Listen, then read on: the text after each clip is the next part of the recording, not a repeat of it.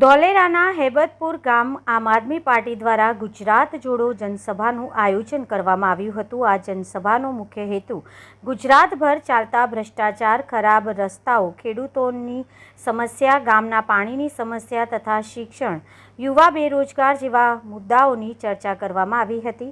આ સભાનું આયોજન મીઠાપરા લાલજીભાઈ નારુભાઈ બરિયા અને અમિતભાઈ અંબાભાઈ વેગડ તથા સમસ્ત હેબતપુર ગામે કરેલું હતું।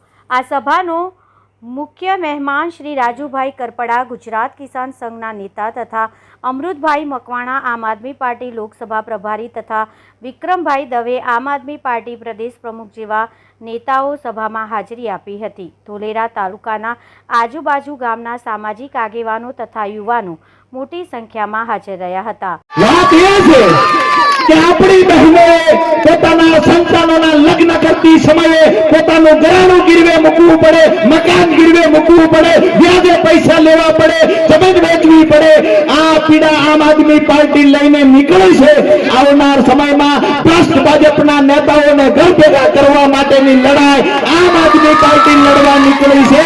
આપ સૌને વિનંતી કરવા માટે આવ્યો છું, એક સમયની અંદર, આવનાર થોડા સમયની અંદર તાલુકા જિલ્લા પંચાયતની ચૂંટણી આવે છે।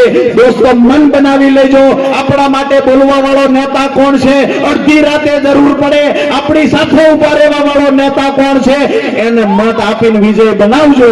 રાત્રે 1 વાગે જરૂર પડે ને તમારો ફોન ઉપાડીને ભેગો ઉભો રહે, આ આપણો નેતા હોવો જોઈએ। આ તો ફોન કરવી ભાઈ અત્યારે હુતા છે, સવારે 9 વાગે જાવ તો કે હુતાજી તો 10 વાગે તમારા ભાઈ જાગે, એટલે ત્યાં સુધી ગામ વાટે બે ભાઈ 10 વાગે જાગે। આવા નેતાઓને ઘર ભેગા કરવા છે।